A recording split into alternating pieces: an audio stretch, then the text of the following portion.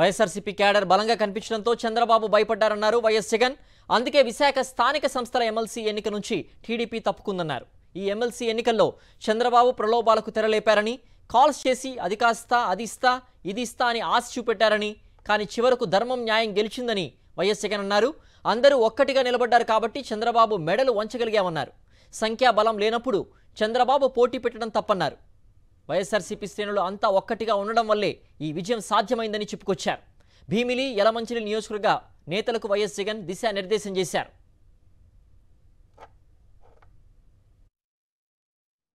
ఈరోజు యలమంచిలి నియోజకవర్గానికి సంబంధించి ఎంపీటీసీలు, జెడ్పీటీసీలు, కౌన్సిలర్లు మిమ్మల్ని అందరినీ కూడా ఇక్కడికి ఆహ్వానించడానికి ప్రధానమైన కారణం ఏమిటో మీ అందరికీ బహుశా తెలిసే ఉంటుంటుంది. మనమంతా ఒక తాటి మీద గట్టిగా ఉండాం కాబట్టి, గట్టిగా నిలబడగలిగినాం కాబట్టి ఆయన కూడా మెడలు వంచక తప్పలేదు. ఈరోజు మెడలు వంచక తప్పలేదు. ధర్మం, న్యాయం ఈరోజు గెలిచింది. మామూలుగా అయితే పోటీ పెట్టకూడదు. మనకు 600 చిల్లర ఓట్లు ఉన్నప్పుడు, వాళ్ళకు 200 చిల్లర ఓట్లు ఉన్నప్పుడు అసలు పోటీ పెట్టాలని ఆలోచన చేయడమే దుర్మార్గం. ఆలోచన చేయడమే ధర్మం కాదు. ఆలోచన చేయడమే ఒక అన్యాయం. ఎందుకనంటే నీకు సంఖ్యాబలం లేనప్పుడు నువ్వు ఎందుకు పోటీ పెడతా ఉండవు? అంటే మేము కొనేదానికోసమే కదా, ప్రలోభాలు పెట్టేదానికోసమే కదా, మళ్ళీ తప్పు కదా. అలా చేయడమే ధర్మం కాదు. కానీ అలాంటి మనిషి అలా చేయడం తన నైజం. ఆ మనిషి తన అదే మాదిరిగానే చేసినా కూడా వైఎస్ఆర్ కాంగ్రెస్ పార్టీ కార్యకర్తలందరూ కూడా, నాయకులందరూ కూడా ఒక తాటి మీద గట్టిగా విలువలకు, విశ్వసనీయతకు గట్టిగా నిలబడ్డారు కాబట్టి ఆయన తల వంచక తప్పలేదు. మేనిఫెస్టోలో ఏదైతే మనం చెప్పామో ఎక్కడా కూడా మాట తప్పల. మేనిఫెస్టోను మొట్టమొదటిసారిగా చెత్తబుట్టలో వేసే పరిపాలన నుంచి మొట్టమొదటిసారిగా విశ్వసనీయత అన్న పదానికి అర్థం చెబుతూ మేనిఫెస్టోను ఒక బైబిల్గా, ఒక ఖురాన్గా, ఒక భగవద్గీతగా భావిస్తూ ఒక కొత్త నిర్వచనం చూపిస్తూ ఎన్నికల్లో విశ్వసనీయత అన్న పదానికి అర్థం చెబుతూ మనకు ఎన్ని సమస్యలున్నా కూడా చంద్రబాబు నాయుడు ఈ పొద్దు ఏ సమస్యలు లేకపోయినా కానీ సమస్యలు ఉన్నట్టుగా దాన్ని చిత్రీకరిస్తూ ఉన్నాడు. కానీ నిజం చెప్పాలనంటే మన ప్రభుత్వం అధికారంలోకి వచ్చినప్పుడు ఒకవైపున చంద్రబాబు చేసిన అప్పులు ఉన్నాయి, ఆ అప్పుల మీద వడ్డీలు ఉన్నాయి. ఆ వడ్డీలకు తోడు కోవిడ్ అనే మహమ్మారి కూడా మనం పరిపాలన చేసేటప్పుడు కూడా మనకు తాండవిస్తూ ఉన్న పరిస్థితులు.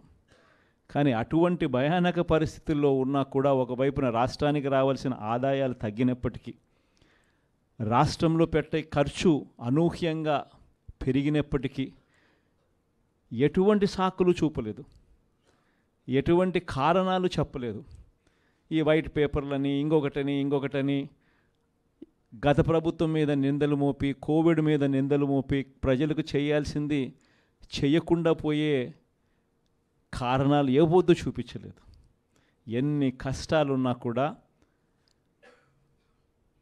చిక్కటి చిరునవ్వుతోనే ప్రతి ఒక్కరికి కూడా, ప్రతి ఇంటికి కూడా మంచి చేస్తూ, ఇదిగో ఈ నెలలో ఈ కార్యక్రమం చేస్తాం, ఇదిగో ఈ నెలలో ఇది చేస్తాం, ఇదిగో ఈ నెలలో ఇది చేస్తాం, ఇదిగో ఈ నెలలో ఇది చేస్తామని చెప్పి గతంలో ఎప్పుడూ జరగని విధంగా ఏకంగా బడ్జెట్లో ఒక క్యాలెండర్ రిలీజ్ చేసి గత 5 సంవత్సరాల పాలనలో కూడా ఏ నెలలో ఏం చేస్తాము అని చెప్పి క్యాలెండర్ రిలీజ్ చేసి బటన్ నొక్కి నేరుగా ప్రతి ఇంటికి డోర్ డెలివరీ చేసిన చరిత్ర గతంలో ఎప్పుడూ కూడా జరగల.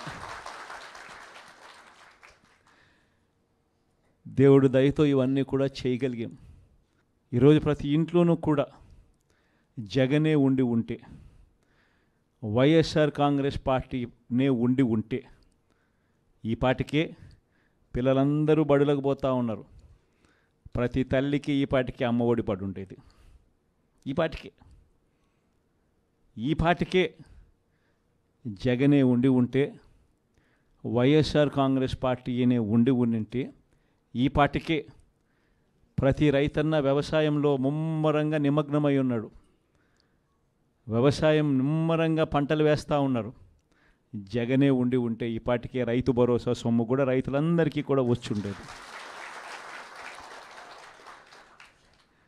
జగనే ఉంటే వైఎస్ఆర్ కాంగ్రెస్ పార్టీ ప్రభుత్వం ఉండింటే ఈ పార్టీకే రైతులకు 2023-24 సంబంధించిన ఖరీఫ్కి సంబంధించిన ఇన్సూరెన్స్ సొమ్ము కూడా కనీసం ఇంతవరకు ఈ ప్రభుత్వం ఇచ్చిన దాఖలాలు లేవు. ఆ డబ్బులు కూడా పడుండేటివి ఈ పార్టీకి రైతులకు. జగనే ఉంటే వైఎస్ఆర్ కాంగ్రెస్ పార్టీయేనే ఉండింటే ఈ పార్టీకి పిల్లలకు విద్యా దీవెన కింద ప్రతి 3 నెలలకు ఒకసారి ఫీజు రీయింబర్స్మెంట్ కింద వాళ్లకు పడే ఫీజులు ఆ తల్లుల ఖాతాల్లోకి ఈ పార్టీకే నేరుగా పడుండేటివి.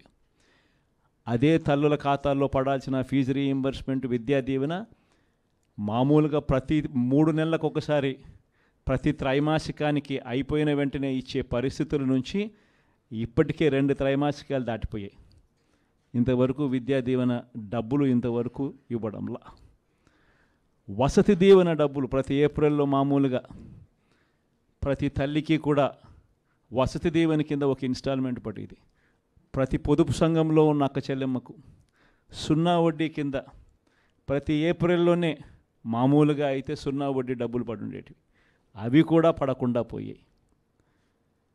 మత్స్యకార భరోసా పడలేదు, నేతన్న నేస్తం పడలేదు, వాహన మిత్ర కింద కూడా పడాల్సిన సొమ్ము కూడా మామూలుగా జగనే ఉంటే ఇవన్నీ కూడా సాఫీగా జరిగి ఉండేటివి. ఈరోజు ఏం జరుగుతూ ఉంది?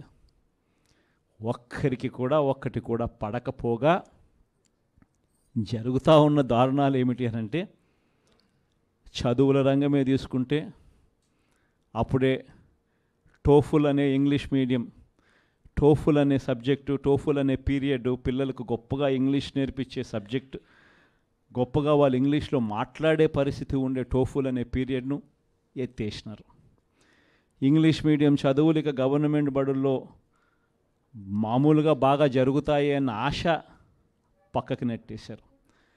గోరుముద్ద ద్వారా రోజుకొక మెనూతో చిన్న పిల్లలకు పెట్టే భోజనం ప్రశ్నార్థకం అయ్యింది. డిసెంబర్లో పిల్లలకు అందరికీ కూడా 8వ తరగతి పిల్లలకు ట్యాబులు ఇస్తారా అన్నది ఇంతవరకు ఆర్డర్లే ఇవ్వలేదు. అది కూడా ఒక క్వశ్చన్ మార్కే. ఇవన్నీ కూడా అప్పుడే విద్యారంగంలో మొదలైపోయి అన్నీ కూడా ప్రశ్నార్థకం. హెల్త్కి సంబంధించి ఆరోగ్య రంగానికి సంబంధించి చూస్తే ఆరోగ్యశ్రీ బకాయిలు 1800 కోట్లు దాటాయి. ఇంతవరకు రూపాయి ఇచ్చిన దాఖలాలు లేవు. హాస్పిటల్స్ పరిస్థితి ఎలా ఉంది అని అంటే, ఇంతకుముందు డాక్టర్లు లేని కొరత, 0 వేకెన్సీ పాలసీ అనేది తీసుకొచ్చి డాక్టర్లు లేని కొరత ఏ గవర్నమెంట్ హాస్పిటల్లోనూ ఉండకూడదు అన్న పరిస్థితి నుంచి ఈరోజు డాక్టర్లు ఎక్కడ ఉన్నారు అన్న పరిస్థితిలోకి ఈరోజు గవర్నమెంట్ హాస్పిటల్ వెళ్ళిపోయాయి. ఆరోగ్య ఆసరా కనిపించడం లేదు. 104, 108 బిల్లులు లేవు. హాస్పిటల్లో డాక్టర్లు లేరు, మందులు లేవు, పరిశుభ్రత హాస్పిటల్లో అంతకన్నా కూడా లేని పరిస్థితి. ఎవడు పట్టించుకునే పరిస్థితుల్లో లేరు. వ్యవసాయం చూస్తామనంటే మళ్ళీ రైతులు ఈరోజు క్యూలలో నిలబడతా ఉన్నారు విత్తనాల కోసం. వ్యవసాయ పరిస్థితి చూస్తే ఫ్రీ ఇన్సూరెన్స్ పోయింది, ఈ క్రాప్ పోయింది, ఉచిత పంటల బీమా కూడా పక్కన పెట్టేశారు. అన్ని రంగాల్లోనూ ఇదే పరిస్థితి. తెలుగుదేశం పార్టీ నాయకుల చుట్టూ జన్మభూమి కమిటీలు అంటూ మళ్ళీ తెలుగుదేశం పార్టీ నాయకుల చుట్టూ ఆ నాయకులు ఎక్కడున్నారో మళ్ళీ ప్రజలు వాళ్ళ దగ్గరికి వెళ్ళాల్సిన దుస్థితిలో ఈరోజు మళ్ళీ పాలన సాగుతూ ఉంది. గవర్నెన్స్ అన్నది పూర్తిగా ఎక్కడికి పోయిందో తెలియడంలా. లా అండ్ ఆర్డర్ అయితే నేను చెప్పాల్సిన పనుల రెడ్ బుక్ పాలన సాగుతూ ఉంది. గ్రామ స్థాయిలో కక్షలను ప్రోత్సహించకూడదు అన్నది పక్కన పెట్టేసి గ్రామ స్థాయిలో ప్రోత్సహిస్తూ మీరు చేసుకోండి, వెనకాల పోలీసులను మేము చూసుకుంటాము అని చెప్పి రెడ్ బుక్ పాలనతో ఈరోజు లా అండ్ ఆర్డర్ను పనంగా పెట్టి ఈరోజు పాలన సాగిస్తూ ఉన్నారు. దిశ యాప్ ఏమైందో ఎవరికి తెలియడంలా. ఇంతకుముందు ఏ అక్క చెల్లెమ్మ ఆపదలో ఉన్నా కూడా దిశ యాప్ ఫోన్లో బటన్ నొక్కితే చాలు 10 నిమిషాల్లో పోలీసు వాళ్ళు వచ్చి ఆ అక్క చెల్లెమ్మకు తోడుగా ఉండే పరిస్థితి నుంచి ఆ దిశ యాప్ ఈరోజు ఏమైందో కూడా అర్థం కావడంలా. అన్నీ కూడా 2.5 నెలలే. ఇన్ని మంచి పనులు చేసిన మనకే ఈ మాదిరిగా నెంబర్లు వచ్చినప్పుడు, ఇంకా ఆయన ఏ మంచి పని చేయనప్పుడు అన్ని వ్యవస్థలను నీరు గారుస్తూ ఉన్నప్పుడు, ఇచ్చిన ఏ మాట నెరవేర్చినప్పుడు, అన్ని అబద్ధాలే అని చెప్పినప్పుడు ప్రజలు ఈ మోసాన్ని, మోసబోయాము అన్న ఈ మోసాన్ని వాళ్ళల్లో ఒక కోపంగా తయారవుతుంది. ఎప్పుడైతే మోసం చేసినప్పుడు ఆ మోసంలో నుంచి ఒక కోపం పుట్టినప్పుడు, ఆ కోపం అన్నప్పుడు మళ్ళీ చంద్రబాబు నాయుడు గారి గ్రాఫ్ ఈ మాదిరిగా జరగాల్సిందే. ఈ 5 ఏళ్లలో కష్టాలు ఉండవా అంటే నేను ఉండవు అని నేను చెప్పను. కష్టాలు ఉంటాయి. కష్టాలు లేకుండా సృష్టి ఉండదు. ఒక చీకటి వస్తుంది, చీకటి వచ్చిన తర్వాత మళ్ళీ మరుసటి రోజు పగలు రాక తప్పదు. అదే సృష్టి. కాబట్టి ఈ 5 ఏళ్ళు మన కష్టాలు ఉండవా అంటే ఉంటాయి. కష్టాలు ఏ స్థాయిలో పరాకాష్ఠకు పోవడం నేను చూశాను అని అంటే, నన్నే 16 నెలలు జైల్లో పెట్టారు. అంత తీవ్రమైన కష్టాలు కూడా చూశా. కాబట్టి నేను ఎందుకు చెప్తా ఉన్నానంటే, ఈ విషయం కష్టాలు లేకుండా ఉండవు. కానీ కష్టాలు వచ్చినప్పుడు మనం ఎలా ప్రవర్తిస్తూ ఉన్నాము, మన వ్యక్తిత్వం ఎలా ఉంది, మన క్యారెక్టర్ ఏమిటి అన్నది మాత్రం మనకు శ్రీరామ రక్షగా నిలబడుతుంది అన్నది మాత్రం ప్రతి ఒక్కరు గుర్తుపెట్టుకుని, మనం చేసిన మంచి ఎక్కడికి పోలేదు. వచ్చే 5 ఏళ్లలో ఏ తెలుగుదేశం పార్టీ కార్యకర్త కూడా ప్రజల్లోకి వెళ్ళి మేము పలాని మంచి చేశాము అని చెప్పుకునే పరిస్థితిలో ఏ తెలుగుదేశం పార్టీ కార్యకర్త ఉండడు. ఎందుకంటే వాళ్ళు చెప్పినటివన్నీ అబద్ధాలు, మోసాలే కాబట్టి ప్రజలు వాళ్ళ నిలదీసే కార్యక్రమమే జరుగుతుంది. అదే ప్రజలు మళ్ళీ మన వైఎస్ఆర్సీపీ కార్యకర్తలను వీళ్ళు మంచోళ్ళు, ఏ రోజు అబద్ధాలు చెప్పలా, ఏ రోజు మోసాలు చేయలా, చెప్పింది ఏదైనా కూడా చేసి చూపించారు, వీళ్ళు మంచోళ్ళు అని మళ్ళీ వైఎస్ఆర్ కాంగ్రెస్ పార్టీ కార్యకర్తలకు ప్రజలే దండలు వేసి మళ్ళీ మనం నా స్థానంలో కూర్చోబెట్టే పరిస్థితి కూడా ఖచ్చితంగా జరుగుతుంది. ఎన్నికలప్పుడు ఏం చెప్పినాడు? ఎన్నికలప్పుడు వాళ్ళ మనుషులందరినీ ఇళ్ళకి పంపించినాడు. వాళ్ళ ఎమ్మెల్యేలను, వాళ్ళ మనుషులను అందరినీ పంపించి ఇళ్ళకి పంపించినప్పుడు వాళ్ళ క్యాంపెయిన్ కూడా ఏమిటి? చిన్నపిల్లలు కనపడినారనుకో, నీకు 15,000, నీకు 15,000, నీకు 15,000, నీకు 15,000. సంతోషమా అని అడిగేవాడు. ఇంట్లో నుంచి వాళ్ళ అమ్మ బయటకు వచ్చిందనుకో, నీకు 18,000, సంతోషమా అని అనేవాడు. ఆ ఇంట్లో నుంచి వాళ్ళ అమ్మకు సంబంధించిన వాళ్ళ అక్కనో వాళ్ళ చెల్లెలనో బయటకు వచ్చిందనుకో, నీకు 18,000, సంతోషమా అని అనేవాడు. ఆ ఇంట్లో నుంచి ఒక 20 ఏళ్ళ పిల్లోడో ఎవరో ఒకరు బయటకు వచ్చినా అనుకో, నీకు నెలకు 3,000 నిరుద్యోగ వృత్తి, నీకు సంతోషమా అని అనేవాడు. సరే కండువా వేసుకొని ఒక రైతు ఆ ఇంట్లో నుంచి బయటకు వచ్చినా అనుకో, నీకు 20,000 సంవత్సరానికి, సంతోషమా అని అనేవాడు. ముసలాయమ కనపడితే నీకు 4,000, సంతోషమా అని. ఇదే మాదిరిగానే క్యాంపెయిన్ అంతా జరిగింది. ఇదే మాదిరిగానే క్యాంపెయిన్ అంతా జరిగి ప్రతి ఒక్కరి చెవులోనూ కూడా పెద్ద కాలీఫ్లవర్లు పెట్టి అందరినీ మోసం చేసి ఈరోజు ఇప్పుడు ఆ స్థానంలో కూర్చొని ఉన్నాడు.